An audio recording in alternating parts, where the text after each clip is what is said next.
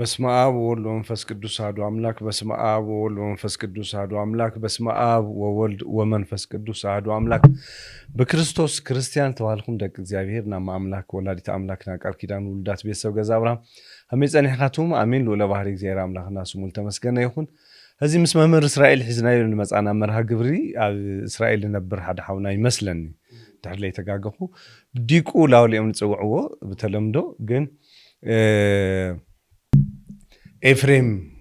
ሐምድ ባህል ሐውና ያ እና ሙስሊም ወገናት ተኸራኸሩ ተነጋገሩ ነገር ነሩ በእውነት ፍሉ ናዳን ነና ሃይማኖቴ ከምስክርዬ ሐምዙ አቀድ መሰብ ለመስከረልኝ አነ ለአቀድ አቦይ ከምስክርዬ ልብል ቃል ኪዳን ለሎ ስለ ሃይማኖቱ ከምስክር ምልዓሉ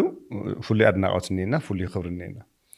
ሓደ ሐሳብ ግን ክነንደሊና ታይት ሐሳብ ምቱ አህመ ህዋት መዋሃብ ስለልግባ ተሓደ ሊቃውን ተልሐውስ ደህሽ ነሩ خلای بدم بمدلاو يدلي ሓደ መጽሐፍት بدم ጌርካ መምርማር ምክንያቱም በቃ ታይሉ له همز ዘይብል መልስን ማህመት ክጥዕሞ ምንታን خلای ና መንፈስ ምድላው ይልካ ይወዶ ጸሎት ምግባር ጾም መሐዝ ምክንያታይ ሚስጥሩ ለቦይ መንፈስ ቅዱስ ከገልጸልካሞ بدم ጌርካ ለሰማዒኻ እዝኒ همز ናልዲያ ልቦና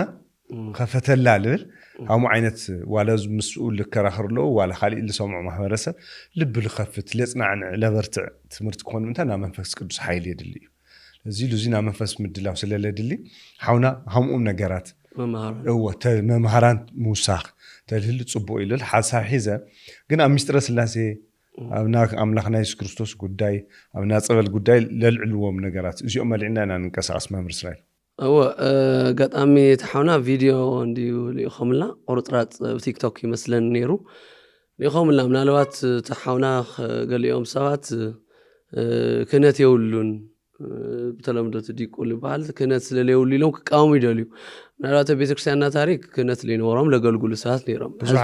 هو بعاوي حزي كنت نيودي يولون يخوانا انتو نخمهرنا بيتكريستيان بعاويو انا ما مسرائيل كرت اقواري تصكم بي بنيجاتيف للعلو سبات انت بتهلقرم وحالي يعني بيانس كواسي صبويو همزو لازم بوشت مسمر لوعلو ولا دياقون يخون خاي ግን دياقون تبهلخا إلخا كرامك استغال مغباري كالكو هم حونت ور زو اب ميديا لاوصخا سب እንዳው ከተጎልብቶ ከተበርጥዖ አይዞኻ ክትብሎ ላተገበ ርስርሱ ላልኻ ላነቆትኻ ካብ አገልግሎት ክርሐቅ ምግባር እንዳው እርማት ተልህሊ هو منالوات تايديو حزي او منالوات نحنا بزرزر بزعاناتون فلطو قداي بلنا يقن صحفو سوات اللو حزيت حد قناعينت ملكت اخوني بتيك توك قناعينت هم يخوني ممسري قناعينت مالت لبيت كريستيان لغزير تطو ماليا قناعينت كاولله سبات كاو حطيات لا صدق يخوني دي كاو اي امانينت لامانينت ممصايا سايا يوحنس سمو ولو لبزحت الحقس هو خوني التوهل اللي مطمق ملكوت قدوس يوحنس كحطيات لابي لمص سلالخوني لا صدق للمصو سبات لا مصخه منقات ግን هو اي ممر اسرائيل እዚ ቀናኢነት ይኹን هو ብዛዕባቶም መወዳት ይኹን ክማህሪ ለያ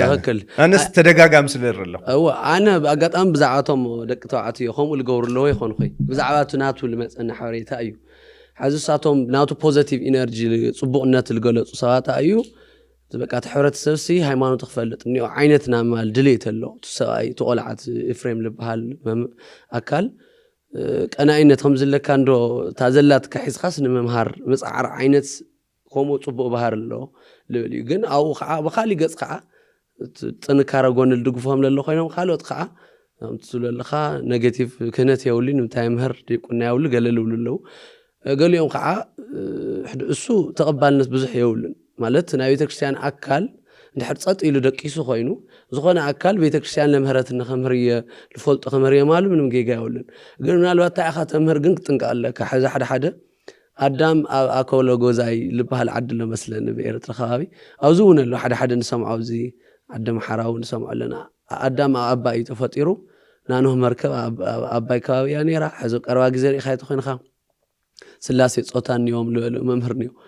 ካበይ መምጽኦም መኽባል ስለዚያቶም ካፍቲ ሓዘና ዘራ ያቆኒ ሓደ መጽሐፍቲ ትክክል ይኾኑ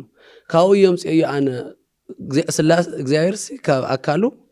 ክሳብ ጭፍሩስ አካል ከምሰብ ካብ ጸጉሩ ክሳብ ጭፍሩ ለው ልብል ምሰበሉ سوزني مصحف أي فلتي كاوم تخمو بصهالو تبيلم نا تايم غغل مصحفتي كوم عينت يمهريو لبلني انا تفيديو رخوي قلبقال ግን አዳም አውዝ ይተወሊዱ ገለገለ ልብል ነገራት ባይብሊካሊ ለይድግፎ አባ ገብረ ኪዳን ተፈልጦ መዓዊ መምህር ቤተክርስቲያንና ኢትዮጵያ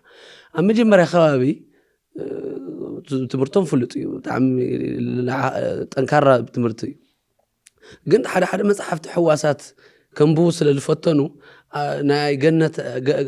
ጎንደርሲ ናገነት ሐመዲን ይዋይል እዚ አስተኻኺሎም ይቅርታ ጠይቆም ንምንታይ እዚኦም መጽሐፍትና አንበብ ከተኸርተለኻ እዚኦም ሱኢሎም ለአቶ ኮተታት ትምህርታት ምዃኖም ያካትፈል ምክንያቱም ምስተዋና ወንጌል አይተሐዚ ገነት ኣብ ጎንደር ያ ገለል በሃል ይብልና ንሕናቱ ባይብል አይፈልጦ ሊቃውንት ይፈልጦ ተም ዓበይቲ ሶታይና ንለና ዝኾነ ነገር ጊዜ በጊዜ መጽሐፍና አንበብ ከተኸርተለኻ ገገሊኦም ሱኢሎም በግለሰ ተጽሐፍ ምዃኑ ትፈልጥ ኢኻ ስለዚህም ዓይነት ጽሕፋታት ትምህርታት ሃሊ ወይ ጠንቃ ናይ መጀመርያ ምኽርና ካልኣይ ከምዛ ዓይነት ለገልግል በቀናይነት ለገልግል ሰብ ታይል ገጥሞ ወይ ሰይጣን ይፍትኖ ወይስ ዓለም ለይስምካ ትበካ ሕዚ ቀረባ ጊዜና ሰማዕና ነርኑ ደቅ ጓንስተይቲ መጽያ መፍቅ ተፋቂርና ካኡ ገዙ ፀዊዕኒ ምስኡ ተራኺበ እየ ገለት ሁሉ ነገር ለው ሕዚ እሱ ኣይገበርክወን ኢሉ ሕዚ ታይዚ ኣብ ሓደ ቀናይነት ሃልዩ ንፈልጦይና ሓደ ሓደ ሻዕ ብትኽክል ለገልግሉ ሰባት ፈተና ይመጾም እዩ ብጣዕሚ እዚ ተለይ መጽኢል ገር ትኽክል እዩ ሕዚ እሱ ኣነ ዋዚኮ አትናቲስኮ አመተፈት ኤግዛክትሊ ለሰ ይham ጸልኻይለ ሓሻዊት ሰይት ተምጽየሙ በቃ ሓሳ ልከይት ሕሽት ኸል ያ በነገራችን እንደምድም ለና ይሆንና ይበስ ዛክራ ግን ከምዚ ፈተናስ ነው ይሉ ትኽክል ይኮ ታና መጀመሪያ ኣይገወርኩ ስለልበለ ብትናቱ ቃል ተኸይና ፈተና ስለሎ መምህር ሰባኺ ዝኾነ ጥንቃቄ ክገብር ኣሎ ምክንያቱ እሱ ኢሉ ምስል ኾነ ምእመን ምስል ኾነት ዝተሓወስተ ኮይኑ ከምዚ ዓይነት ፈተና ኢሉ ገጥሞ ሕዚ ብታ ኣገልግሎቱ እንድሕር ሰብ ዝጥቀምሎ ኮይኑ ኣገልግሎቱ ሰይጣን ተቐኒኡሉስ ግዴታ እዩ አትናቴዎስ ብኡ ልክዕ ኣወዳዲርና ይኹን ናይ ንሕና ፍሬም ሓውና ግን ኣብ ቤተክርስቲያን ታሪክናስ ኣብ ታሪክ ቤተክርስቲያንና ግን አትናቴዎስ ዝበሃል ሊቅ ካብቶም ናይ መጀመርያ ቤተክርስቲያን ግብፅና ባዕሉትና ኤርትራና ና ኢትዮጵያ ኦርቶዶክስ ክምስረት ልገበረ ካብቶም 318 ሊቃውንት አትናቴዎስ ትምህርቱ ምስቀኑ ሓንቲ ጓንስተይቲ ካው ጸኒሰ ይበል ኢሎማ ና አትናቴዎስ ይጽኒስኒ ኢላ ሆይላ ካው ልገርመኩም ገንዘብ ስለተኸፈለት ባይትፈልጦ ይገጹ ገጹ ልባህል ይትፈልጠን ሱልኸ አትናቴዎስ ፈሊ ጉባኤያት ይኸሲ ሱልኸ መድረኽ መጽኽ አትናቴዎስ ፈሊ ኢሎማ ካው አትናቴዎስ ዝበሃል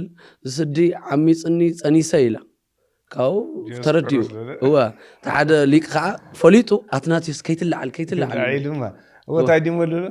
አነ ያዕሚጸኪ هو ተኻሊ ወስ ኻይላቶ هو ካስ حق الشعب ተፈልየና ትኽክል حዚ አነ አትናቴዎስ ይኾንኹን ፈተና يس አነ አትናቴዎስ ይኾንኹን ተላዕክ ስለልመጻኸ ግን መን አትናቴዎስ መን ዲያስቆሮስ ምፍላጥ ይኻልኺ ኢልዋ ይበሃል ስለዚህ ሪኻት ናይ ሊቃውንቲ ይለለው ለይሽሞም ወሃብ በኻሊ ገጽ ከዓ መምራርድ هم عينت هتصت القطهم ساعات كعلو أقلقلوت النورو تحلي تتنققو تاقوان استيت حزي حق أي حشي أنا عينو لن تعاوي فتارن دي الفلطو هم عينت جيجاتات خقالت مسقوال كونتاكت مسقوال ركب زيد اللي كونتاكت هالليجن مو عيرا عيفلت إلى سكملت يتيلخا كما في ناس هتدخل في ناس بيت أو جزء يجمهرني رما يقلقلو عين فلت إلى البحر نيراتو يارو እግዚአብሔር ታዓይነት መቅዘፍት ምጽኸም ለቀተሎም ፍለጥ ስለዚህ ኩለና አና አምላኽ ዘንፈልጦ ምጥንቃ አይደል ቅዱስ ጳውሎስ ንጢሞቴዎስ ታይልዎ ማንም ንእስነትኻ ከይጥንቆ አባኻ ንቀፌታ ከይርከብ ተጠንቀቕ ኢልዎ ምክንያቱ ሰባት ንቀፌታ እኳ ተረኺቦም ልካ ይምሕረኻን ተወንጌል ልባላሽ ታይልና ኢና ኻውን መሃር ይብሉልኻ ስለዚህ ሱኢሎም ናይ ስንፍና ልመስሉ ነበረ ትምህርቲ አዳመውዚ ሂዋኖዚ አባይ ተወሊዶም ገለል ልብል ነገራት ሱኢሎም ባህላዊ መጽሐፍቲ ኾነ ናይ ስነ ጾታ ናይ ስነ ምግባር ጸገም ግድፈት ተመጽካ ተወንጌል ኢኻ ባኣኻትኩም ናይ እግዚአብሔር ስም ሙሉ መዓልቲ ጽረፍተሃለ ይልብል ኣነ በመሰረቱ ግን ዝተሃለ ኣይጎርኹ ወይ ስለበለ ብትናቱ ቃል መሰረት ጌርና ኢና ንቀጽል ሕዚ ግን ብዓብዩ ናበይና ክናኣቲ ናፍተና ኣብቲ ቲክቶክ ቪዲዮ ቆሪጾም ሰደዱልና ቤተክርስቲያናት ኣያ ተምህር ቶም ሙስሊማት ለልዕሉ ወለው ኡስታዛት እዮም መምሃራን እዮም እሶም ኮነ ኢሎም እዮም ክልተ መጽዮም እሱ ጋጣም በይኑ ይልምልሰሎም ነይሩ أو زوجت تأيو مجا حديث بحال تفلت إيش مجا حديث البحال نه حديث كيدان نابولي كيدان مجا بولي البحال ليك أنت نيو السمحيز السم خلت خينهم قعدتلو صاخ عمس مليك أنت تاني من تأيو تحدى صخال ذكر الرص أخي تحدى يذكر تخالي خا سمولو إنت سلالي ولو توكل تحدق بملئات يملس بملئات مخنيات ببيت كريستيان تطيق لخنا أكل مخنيات مؤمنان مع تأكيهم كبلت له تاي ملس قديم لا بيت كريستيان يلبل سيدا أنا حزقوا أنا ناس نملكوا تمرتيته ما هي رأيه بناتي بدرجة لكيتو كواس مولن نبي كريستيان وكلنا يقبر مخنياتو تصوعتي ليك أونت لبالي ليك أونت لبالو نحنا أو درجات إحنا قلنا زرزر لما عندي تطيقت إياكي لطيقوا توم مسلمات استي كريستناهم تخكل تخوني لهم تطيقوا إياكيتات فريم حونا خمول سلام فتين يو لو قولي مسحاق ينيرو صابل أستاذ ممهر ينا مسلم كنت عيل خطأ لس ويلخا حدا شع سنفنا عندي إيرترا لنا أمنت سي بيت سبع حميمة مسلم يو بيت سبع حميمة مخيدة صابل يبل أفضل صابل هو بتخكر بيت السبع حاويهم يوم كحمامه قلنا السوسي قدمي ناي مدهاني علم صابل قدمو مخانون ناي يسكرس صابل مقدمو مخان ناي تم صارك أنا صابل قدمو مخانس نا مسجد سلال نورس الله يلدحن الله وخيدو أمو يرترح سبوا صابل لا أكلس أنا مسجدس أدا الله صابلس أي جبري بصور تفلت يتم بوتها أي جبري صابلس أو ترى خوني أو ترى مخانس وأمو أتخكله إثيوبيا تجراي مول إيرترا مول كوي صابل للس فوسي ريخا أملاخ سي فواس مخانو تناي كريستيان أملاخ فواس مخانو بزحت مسلمات مصيم حد صويا من يلد إحنا من الله نحر كنا كريستيان أملاخ حشد خوينس أو صابل لأمن يد إحنا من الله سويل خا تصابل ود حين إني قلنا كريستيان أملاخ خوني نقدمس مسجد سلنور الله مال سو خا وقصاي كم تنقويتا نتي إذن تقرصة مالكوس أقرق يدو إذن مستقرصة قويتا تا إذن على العلب بيلو قتيموا مس قتما قل كريستوس أملاخ يلوم كي سجدلس وين بدي يزي نقبل يلوم أنت قلت لهم مسيلهم أملاخ إذن لا أكلوا كرمي أو محاويس مؤمن أو يوم إنه يتعينقنا مصدرنا سوم اللي سل حونا حزق عند حارة الموت طياق كتات نيرو مسلمات خوني لهم للعلوم طياق كتات له تم طياق كتات سوم ملس له تملس جن تتأنك كاخت ملسهم تزيخيلخ داوت يوم الفطر طياق كيف تهز الفطر حزن إحنا خالي ملسخ إلنا هنا خمس حف قدس كافت العلوم ملس النوري حزنا مجي مرات طياق كتات نيرو تحونا مسلم እግዚአብሔር ሲ አላህ ሲ ከመይሉ ሲ ሰወይ ይኾን ንእግዚአብሔር ሲ ሰም ምዃን እንስሳ ምዃን ሲ ንኽሩ ይምጥንን ኢሉ ሕዝኑ ዓብይ ገዲስ ወለሎ አላህ ወይ እግዚአብሔር ትብልዎ ሲ ሰብ ክኾን ለይኽእልና ለይንቕበሎ ኢየሱስ ክርስቶስ አምላኽ እዩ ግን ሰብ ኮይኑ ንብሎ ለይንቕበሎስ ንኽሩ ሰይምጥንን ኢሉ ነው ጨኒቑ ወለለ ሕዝታ እዩ ንኽሩ ሰይምጥንን ሕዚ እግዚአብሔር እንስሳ ክኾነ ይኽእል ንምንታይ ክብሩ ይምጥንን ሰብ ክኾነ ይኽእልን ንምንታይ ክብሩ ይምጥንን ኢሉ ስለዚ ዘውዝኒዮ ጉዳይ አምላኽ ሰብ ኮነ ልብል ናይ መጽሓፍ ቅዱስ ትምህርቲ ንኽብሩ ስለለይምጥን ይጨኒቑ ወለሎ ዝሓውና ዘውዝኒዮ መልስ ኣሎ ብመጽሓፍቲ እውን መልስ ኣሎ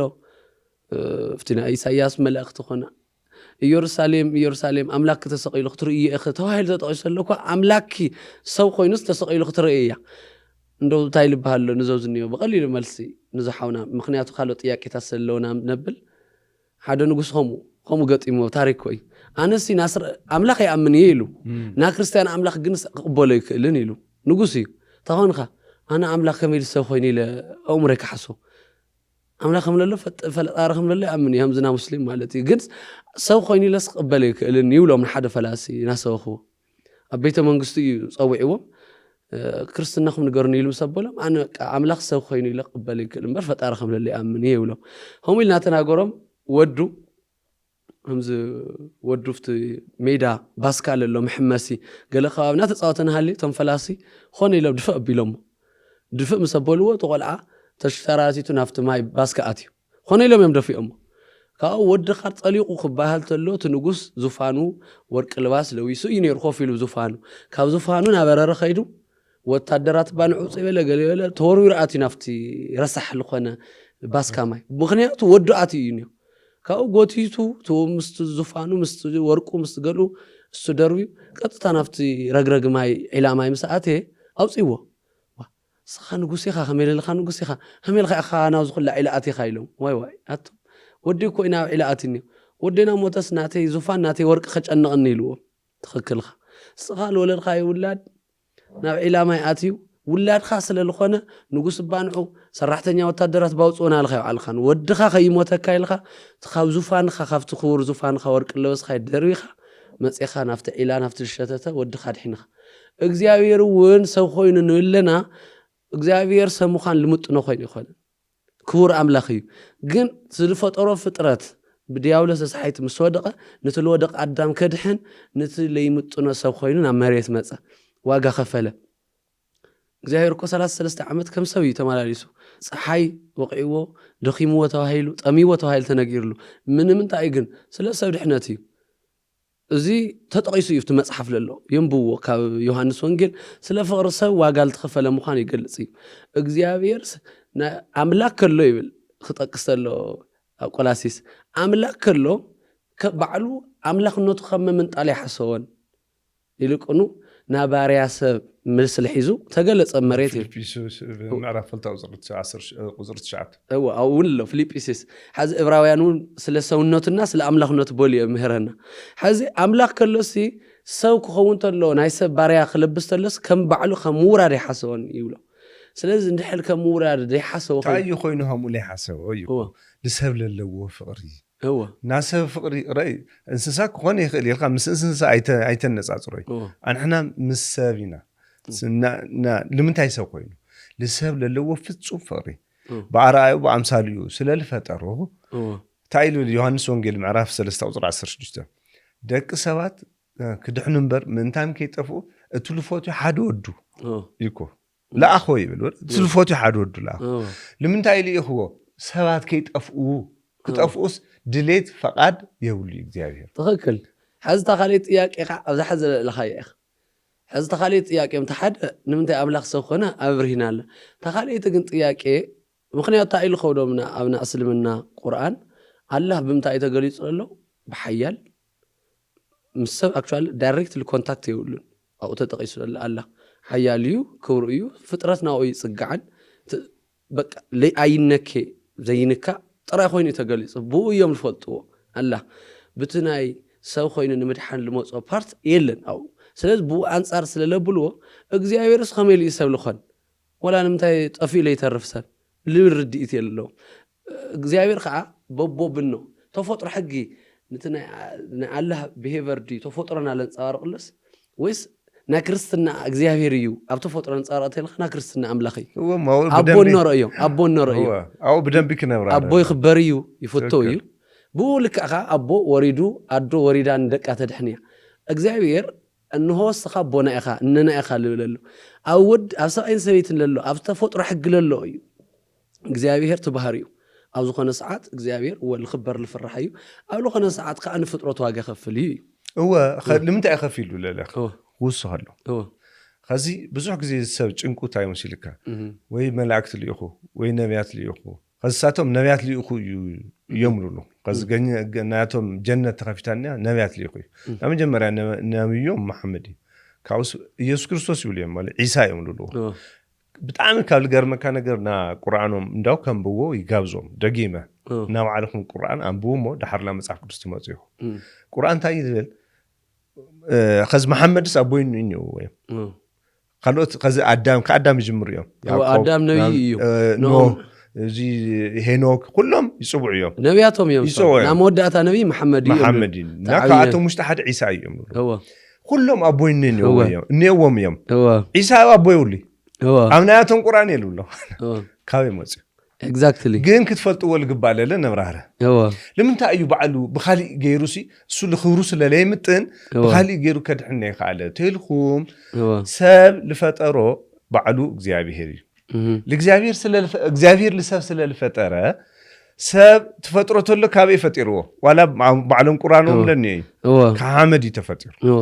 ከሐመድ ልፈጠሮ እግዚአብሔር ይኹም አስተውዕሉ ከሐመድ ልፈጠሮ እግዚአብሔር ተመሊሱ ክረግሞት له ታይልዎ ሐመድ ይኸሙ ላ ሐመድ ተመለስ ይልዎ መሊሱ ሰብ ልገብሮ መን ጥራይ እግዚአብሔር ጥራይ እንዳው ተጠንቀው ኻሊ ልይኹ ከድህኖ ልገበረ ዋና ምክንያት ሓደ ባዕሉ ልፈረዶስ ባዕሉ ከልዕሎም እንታን ስለዚ መጽዩ ታይገበሮ ዳግማይ አዳም ታገይሮ ሓድሽ ፍጥረት ገይሮ ስለዚ ከሐመድ ልፈጠሮ እግዚአብሔር መሊሱ ለሐመድ መለሶ እግዚአብሔር መሊሱ እንደገና ሰብ ልገብሮ እሱ እግዚአብሔር ስለልኾነ ላብዝ ምድር ዝመጽኡ ከድሕኖ ግድን ይሆን ትክክል حزي خاليت ጥያቄኦም ታዩ አውል ለዓነረ ስላሴ ሲ ስኻትኩም ይኹም ክርስትና ይኹም በስላሴ ለልሲ ቁርአን ላይ ንፈልጦ ያና ለለ ወላ መጽሐፍ ብሉይ ኪዳን ኾነ ገለሲ ስላሴ ለል ትምህርቲ የለ እግዚአብሔር ባዕሉ ሓደ ምዃኑ ተጠቂሱ ሓደ አምላኽ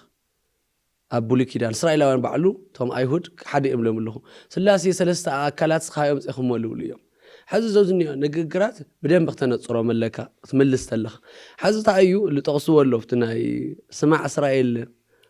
زداق ما عرفش تستوزر الرات عملخنا حدا يلول لقرمكا أو بعلو زيابير سلست أكلاتهم لله يلقلت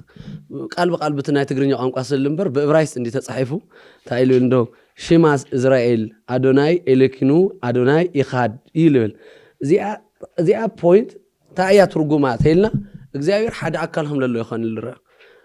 ሽማ እስራኤል ማለት ስማ እስራኤል እዩ እና እስራኤል ቋንቋ እዩ አዶናይ ኤሌኽኑ አዶናይ ኢኻድ ልብል እዩ ሕዝት ኣብዚኣ ታያና ያህዊ ኤሎሂኑ ያህዊ ኢኻድ ልብል ቋንቋ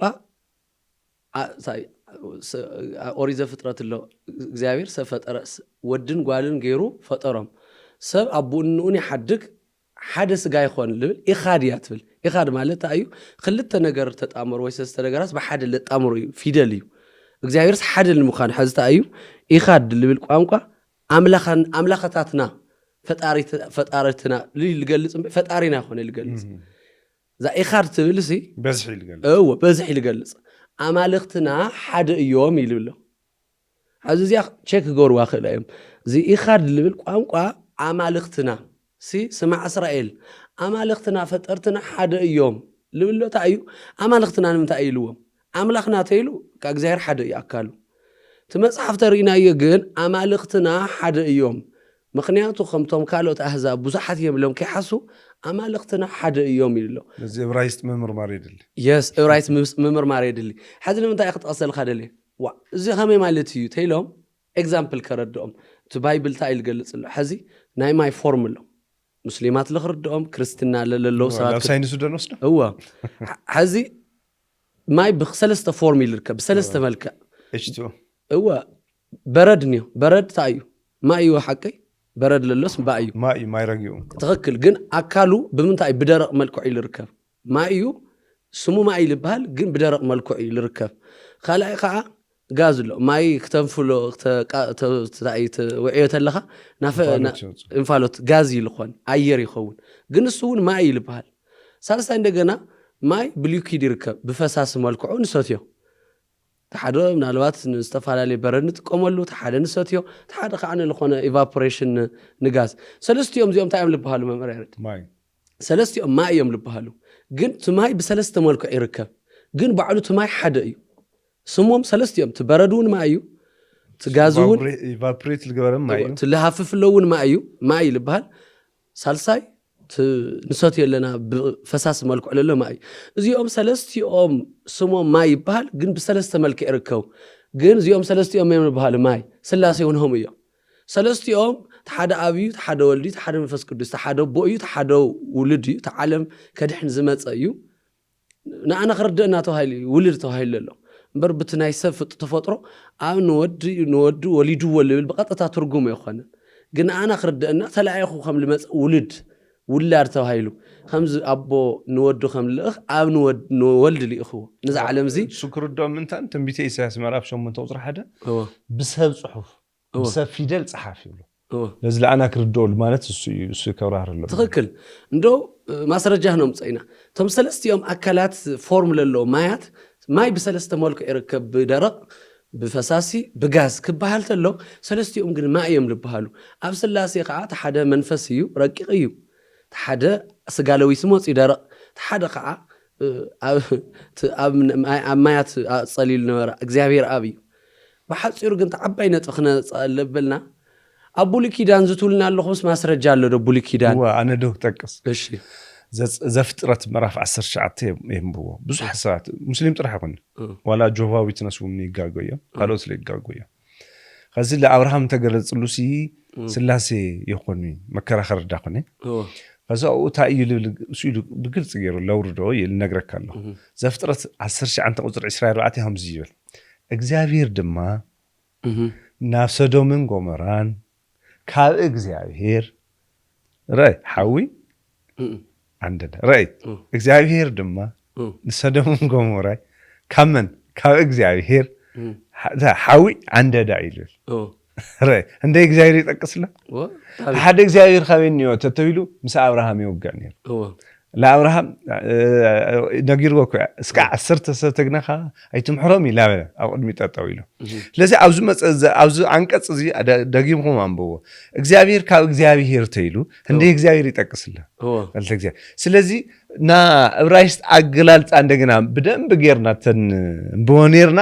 የለይት ልምድ ልስምበይ ብዙ ጊዜ ወይ ትግርኛ ያኻ ወይ አምሓርኛ ወይ ተኺል ካጎስ ገዙ ያኸተምቦ ዕብራይስጡ ግሪኩ ለግን አንብቦ ብሉይ ተኮይኑ ዕብራይስጡ አትኩሩ ሐዲስ ተኮይኑ ግሪኩ አትኩሩ ጽቦዩ ለምንታይ ትክክለኛ ትርጉሙ ስለዚህ ዛንቶ ለልዕል ካዮ ዘውዝኒዮ ልገልጽ እዩ ዘፍጥረት መራፍ ኤግዛክትሊ ሐዚ ሙስሊማት ያው በቀጥታው ትግርኛ ስለለብልዎ ግድፈትሎ ቀየርተሎ ሐዚ ሙስሊም ቋንቋስ ሐዚ ሙስሊማት ሐዚ ናይ ዓረብ ቋንቋ ናብ እንግሊዘኛ ናብ ገለ ቀይር ብዙሕ ድሌት ደውሎም ታዩ ትርጉሙ ሓደ አላህ ቡ ይጽሕፍዎ ቡ እዩ ለወለጸ መንፈስ ርዲት ዘሎ ይብል እዚ ግን ሓደ ጥርቃው ክባላሽና አይነት እዩ ወኻሊውን ሚስጥር ኣሎ እዩ ማዓት እንትናት ስለሎ ግን ኤኒዌይ ሽማ እስራኤል አዶናይ ኤሌኽኑ አዶናይ ኢኻድ አማልክትና ስማ እስራኤል አማልክትና ፈጠርትና ሓደ እዮም ይብሎ አማልክትና ስላሴ ፈጠርትና ይሉ ብዙሕ ቃል ጥቂት አምላኽና ይኾነ አማልክትና ልብሎ ስላሴ ሰለስቲኦም ሓደ አምላክ እዮም ይሉ ምንታንስካ ዋና ሚስጥርታይ ስለንሉ ሲካ እግዚአብሔር አብ ንልወድ እግዚአብሔር ወልድ እግዚአብሔር መንፈስ ቅዱስ ንብልሞ ግን ሓደ እግዚአብሔር እምበይ ሰለስተ እሱ ኮይ ትክክል ሐዚ አውዚ ጥቅስካይ ሐዚ እሞ እግዚአብሔር ሲ ሰለስተ አካል ከምለ በቡል ኪዳን ምጽልና ልብለሎ እንደው ሐዚ ኣብ መጽሐፍ ምሳሌ ምዕራፍ 32 ይሎ ቁጥር 4 ልገርምታ እዩ ናብ ሰማይ ዘወረደ ካብ ሰማይ ዝመጸ ናብ ሰማይ ዘወረደ መን እዩ ካብ ሰማይ ናብ ሰማይ ዝድይብ ካብ ሰማይ ዝወርድ መን ይብል ካብ ኻዕታ ይብል ሰሎሞን ኮይ ጽሒፉ ኣብ ቡል ኪዳን እዩ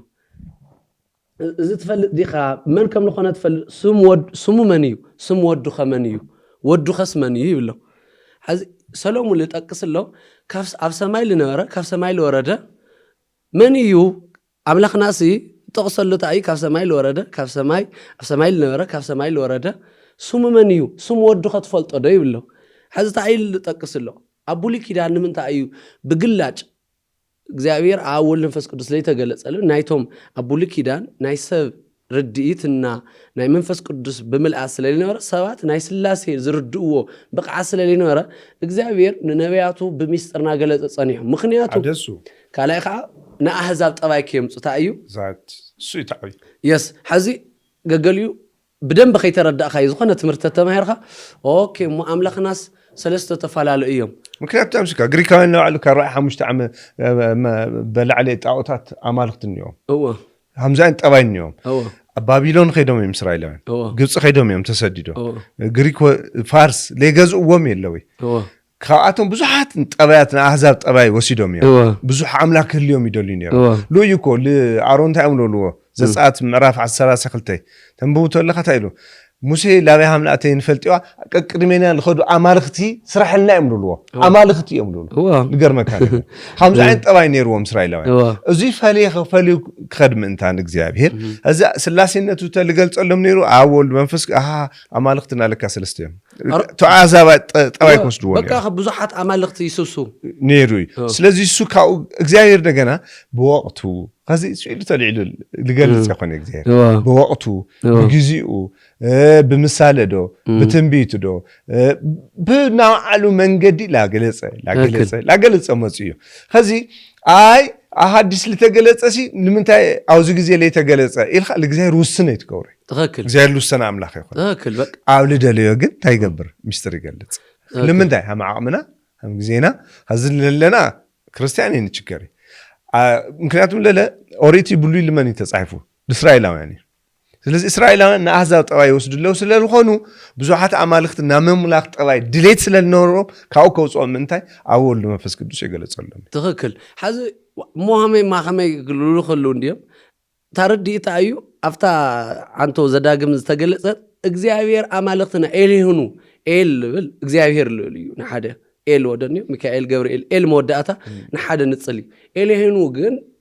አማልክትና ፈጠርትና ሲ ሓደ እዮም ክልተለኻ ሓደ ይኾነ ገሊጽዋ ኢኻድ ይሉ ጠቂሱ ያሂድ ይብል እሱ ሓደ ኮንተሎ ያሂድ እዩ ሓደ እዩ ይኾን ኢሃድ ክበሃል ተለ ግን ሓደ እዮም እዩ ከምዚ ኣነስ ኻይሲ ገዛ አብርሃም በሓደ እዮም ለገልግሉ ተተባሂልና ሓደ እዩ ተጠቂሱ ግን ኣነስ ኻይና ነገልግል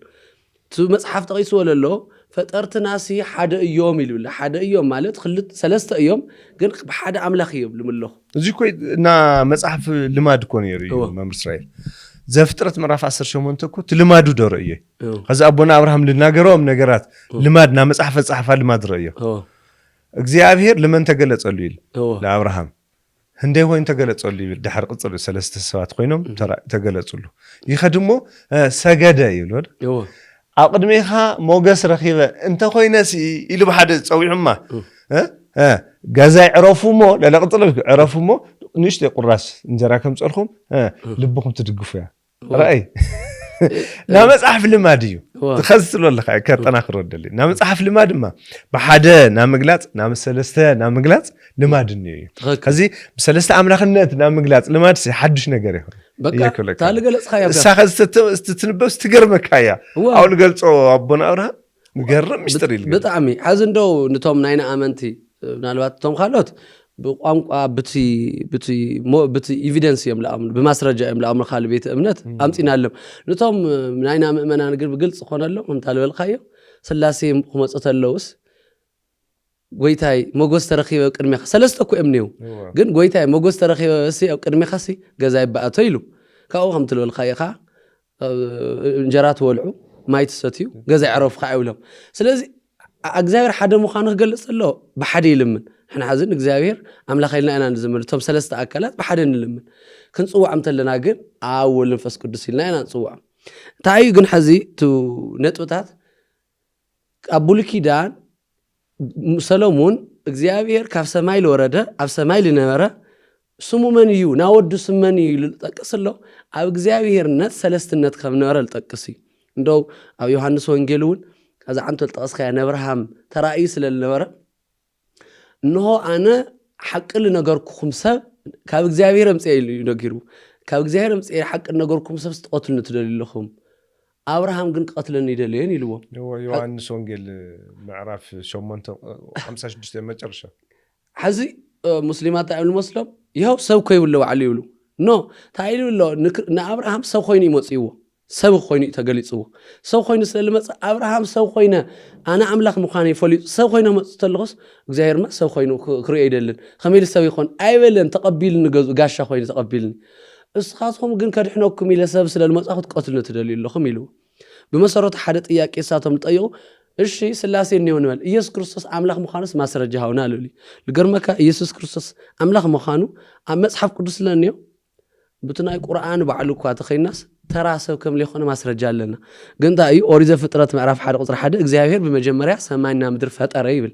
እግዚአብሔር ሰማይና ምድር ፈጢሮ ወደ ብሉይ ኪዳን ኣብ ኦሪት ዘፍጥረት ነው ኣብ ሐዲስ ኪዳን ኣብ ዕብራውያን መልእክት ታይሎ መስልካ ምዕራፍ 1 ቁጥሪ 10 ንኢየሱስ ክርስቶስ ኮይ ጎይታይ እስኻ ካብ ጥንቲ ምድርን መስረትካ ሰማያት ናይድኻ ስራሕ እዮም ይብል ንኢየሱስ ክርስቶስ ኮይ ይብለሎ ኣብ ብሉይ ኪዳን እግዚአብሔር ሰማይና ምድር ፈጠረ ኢሉ እግዚአብሔር ዝመን ይኽባል ተሎ ኣብ ብሉይ ኪዳን ኣብ ሐዲስ ኪዳን መጽዩ ኢየሱስ ክርስቶስ አምላኽ ምዃኑ ንምግላጽ እስኻ ካብ ጥንቲ ምድሪ መስረትካ ሰማያት ናይድኻ ስራሕ እዮም መን ይዚ ኢየሱስ እዩ ክርስቶስ ክብረኑ ይኹን ኦሪት ዘፍጥረት ሰማይና ምድሪ ፈጠረ ኣብ ሐዲስ ኪዳን መን ይኽባል ተሎ ኢየሱስ ክርስቶስ ምዃኑ ክጅመር ተሎ ኣውዚ ከነጽርልና እንደሊ ኩሉ ነገር ብእግዚአብሔር ኣብ ታይል ወልድ ታይል ጠቅስ አነ ካብ ቦ የምበር ካብ ባዕሊ ለምጻኽወ ይብል ኩሉ ነገር ምንጭ መን ኣብ እዩ ትምንጭ ኣብ ከዓ ኩሉ ነገር ኣብ ዓለም ዝፍጠርካ ብወልድ ጥራይ እዚ ናይ ኦርቶዶክሳውያን ክርስቲያን ብስር በሓጸሩ ክርስቲያን ለለሕዋትና ክፈልጥሎም እቶም ሙስሊማት ኩሉ ነገር ዝተሓሰበ በኣብ እዩ ኩሉ ነገር ኣብ ዓለም ተፈጠረ ብወልድ እዩ ሰማይና ምድሪ ተፈጠረ ብወልድ እዩ زعلم زي دحنا تفتصم بولدي قالوا لك كله بكريستوس تفطير يقول يس እሱ ግን እንታይ ይብል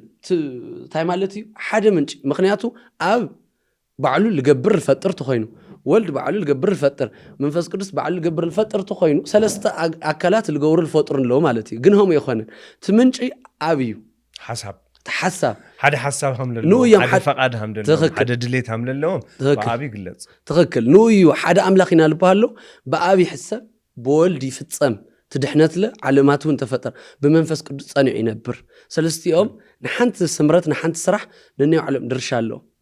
ግን ከምቲ ዓንቶ ልጠቐስናዮ ማይ እዩ ማይ ግን በረድ ይኾን እዩ ማይ ግን ፈሳሲ ይኾን እዩ ማይ ጋዝ ይኾን እዩ ኢና ንብለና ሕዚ ናበይ ኢና ነምጾ ኢየሱስ ክርስቶስ ኣምላኽ ምዃኑ ሲ ማስረጃ የብልኩም እዩ መጽሓፍ ቅዱስ ዝገርመካ ኢየሱስ ክርስቶስ ባዕሉ ኣምላኽ ምዃኑ ዝገለጸሉ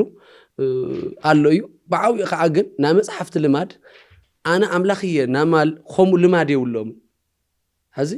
ዝገርመካ ኣብ ቁርኣን እኳ በዓል ተወሲድናስ ኢየሱስ ክርስቶስ ንኣላህ መንፈሱ ቃሉ እዩ ልብል ኣሎ ነምፀ ኢና ቃሉ እዩ ልብል ኣሎ በዓል አል ዒሳ ልበሃል ኢየሱስ ነቢ ዒሳ እንዲም ልልዎ ኢየሱስ ክርስቶስ ባዕሉስ ኣነ ንኣላህ ቃል እየ ንኣላህ መንፈሱ እየ ኢሉ ኣይተናገረይ ኣላህ ስለለወሎ ግን እንታይ ይብሉ ኣላህ ስለልመስከረሉ አል ዒሳ ንኢየሱስ ከም ነቢይ ስለርእይዎ ኢየሱስ ኣላህ ታይልዎ ኣብ ቁርኣን ኣብቲ ናይ ባዕሎም መጽሓፍ ማለት እዩ ታይሉ ጠቂስዎ ኣሎ እሱ ናተይ መንፈስ ቃል እዩ ኢሉ ኣላህ ይመስክርሉ አል ዒሳስ ኣነ ንኣላህ ቃል መንፈስ እየ ይበለን ግን ሙስሊማት ታይሎም ይኣምኑ አል ዒሳስ ንኣላህ ቃሉ እዩ ብሰብኣይ ተወለደን ኣይሞተን ኣሪጉ እዩ ይብሉ መን ይመስክሩ ቁርኣን ይመስክሩ እምበር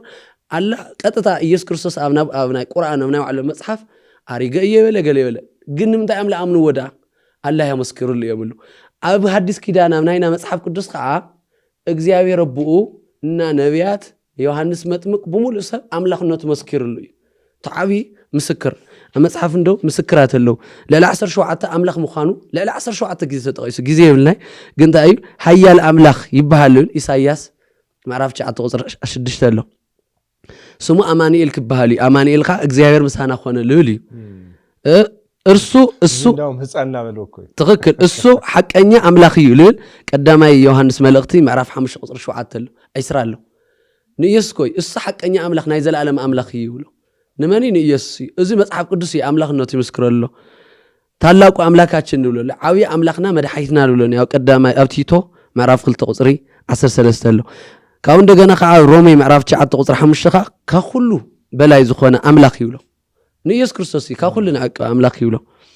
እዚኦም ብሙሎም አብርሃም ከይተወለደ ኣነ ነይረ ልብል ካሎ ዮሐንስ ወንጌል ዮሐንስ 6:56 ሶ ኢየሱስ ክርስቶስ ኣምላኽ ምዃኑ መስኪሮም ባዕሉ እኳ ኣብ ናይ ዮሐንስ ወንጌል ግን ኢየሱስ ክርስቶስ ብቐጥታ ባዕሉ ኣምላኽ ምዃኑ ዝተገለጸሉ ኣሎ ኣብ ቁርኣን እውን ዝተመስከረሉ ሕዚ ቁርኣን እንዮ እንታይ ልብል ኣብ ሱረት ምዕራፍ ሱረት ኣሎ ቁርኣን ኮይኑ ሱረት ምዕራፍ 4 171 ኣሎ እንታይ ልብል መሲልካ አልመሲህ ዒሳ አልመሲህ ዒሳ ማለት ኢየሱስ ክርስቶስ ማለት ይብናቶም ነብይ ስለልኾን እሱ ወዲ ማርያም አልመሲህ ዒሳ ንኣላህ መልእኽተኛ ይብሎ ዝኾነ ካብ ወቕታ ይብል ካብ ማርያም ዝተወለደ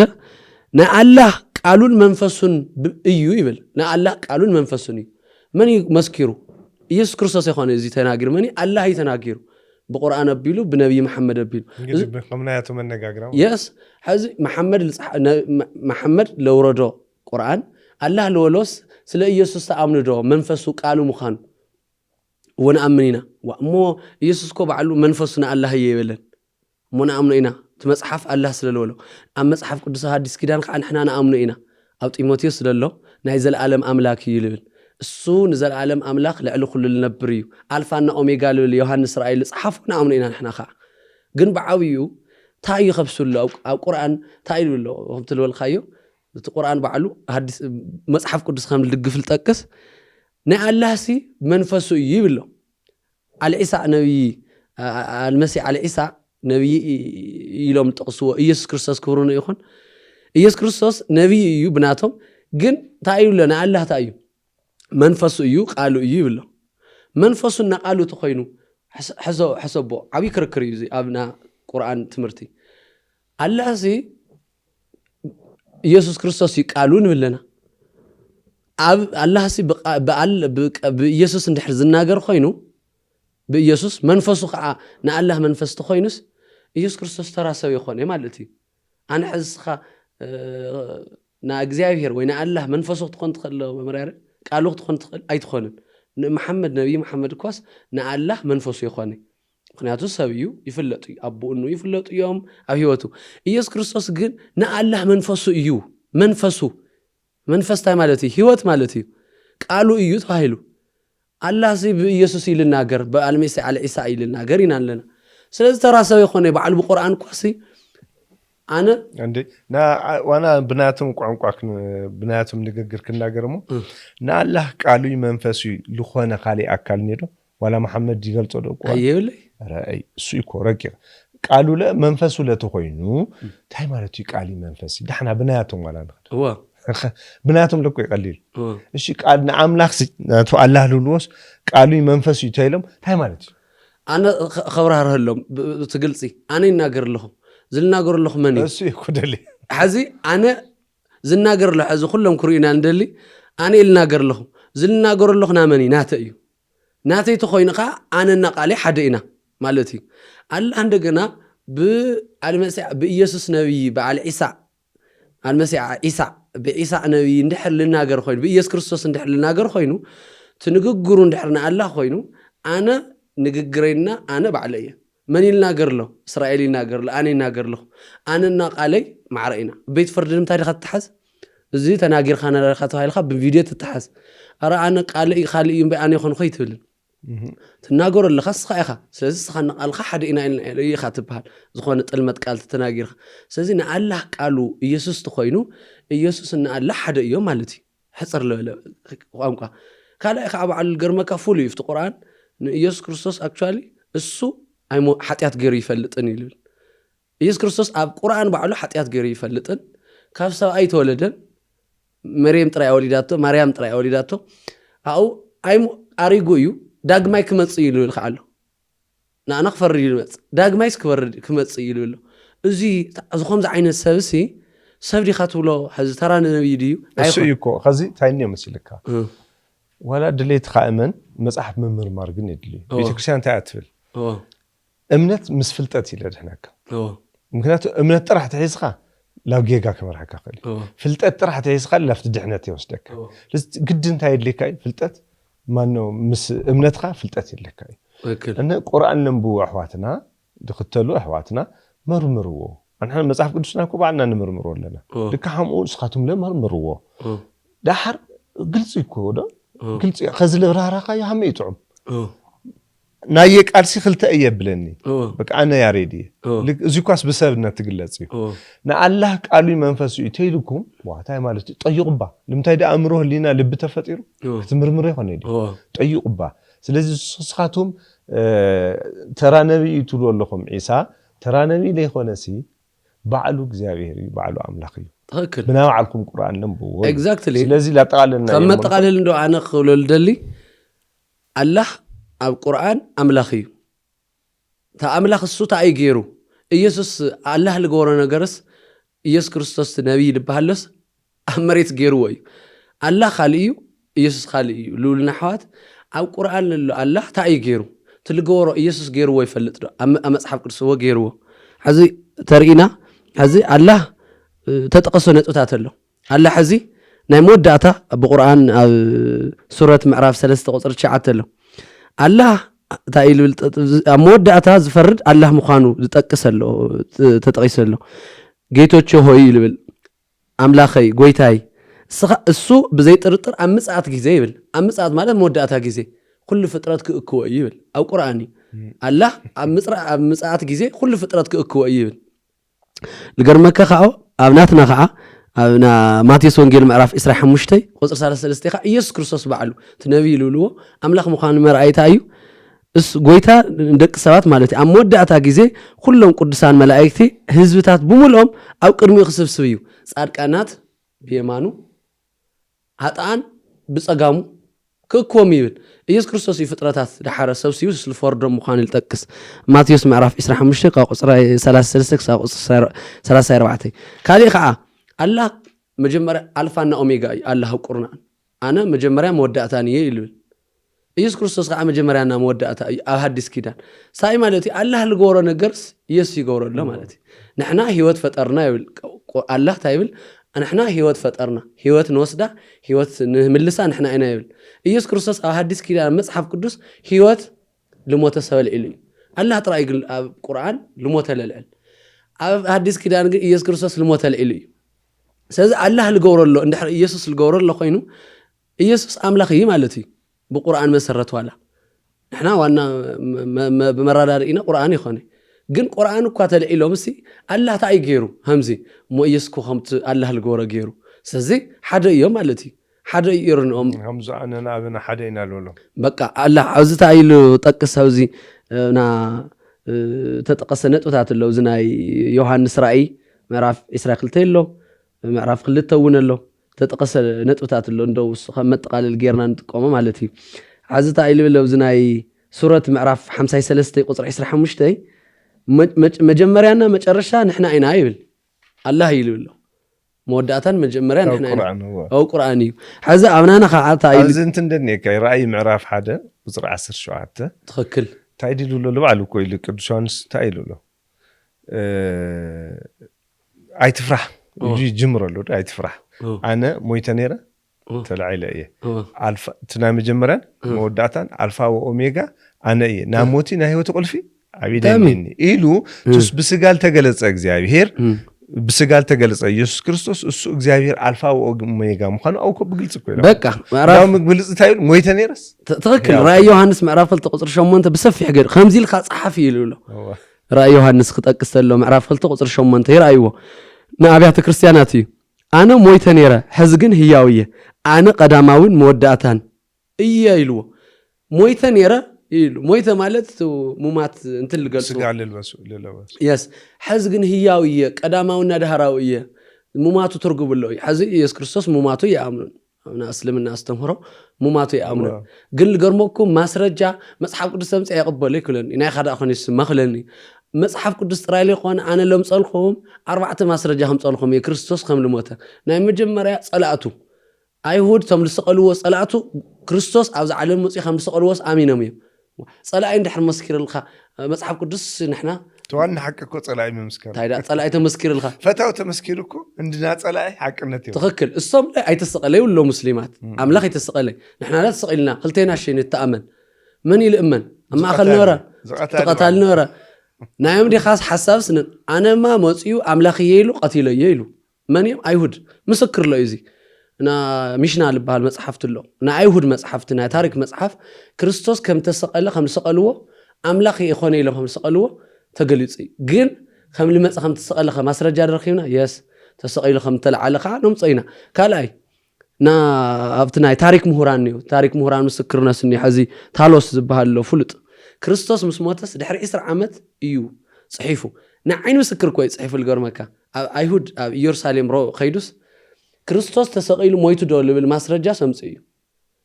مماتو بعين النورو اب 10 عامت مالتها مالتي شعيتو دق 30 عامت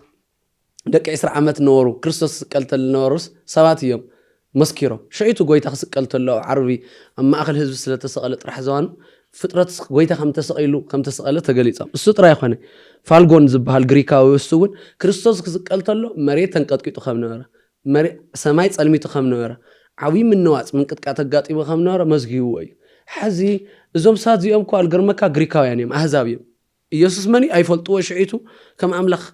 قبل يفلطو لغيزيم صحيفهم مريت كريستوس قلت له معلتي تختلتي كريستيان قبلوتلو